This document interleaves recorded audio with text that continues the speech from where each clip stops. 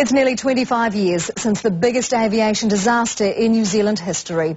257 people died instantly when an Air New Zealand DC-10 flew into the side of Mount Erebus in Antarctica.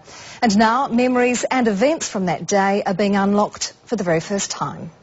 Roger that, Center. We have located the wreckage. We have located the wreckage of the DC-10. The darkest moment in our aviation history, never before made public. There appear to be no survivors. I say again, there appear to be no survivors.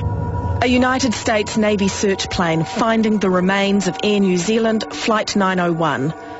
Rex Hendry was at Scott Base that day.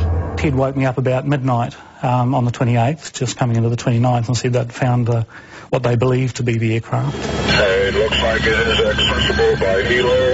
For landing. That helicopter was sent with Rex on board. The main thing that was going through my mind was that, this is a big event. This is staggeringly huge. It is in an area of downdrafts. On the backside of Erebus.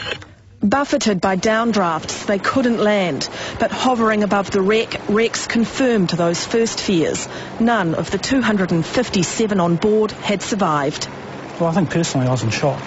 I mean, clearly the magnitude of the event and what I'd seen, was beyond my comprehension. 12 hours earlier, he'd stood hoping to photograph the plane as it flew over, full of tourists. To have a New Zealand aircraft come down and people that you may know on board, was quite a big thing. People had got their tripods out.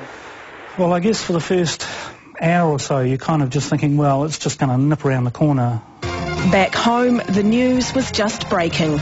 The disaster in Antarctica. And tonight it seems certain that there's no hope for any of the 250. I'd never been on snow before, and I was thinking surely they wouldn't send us down there.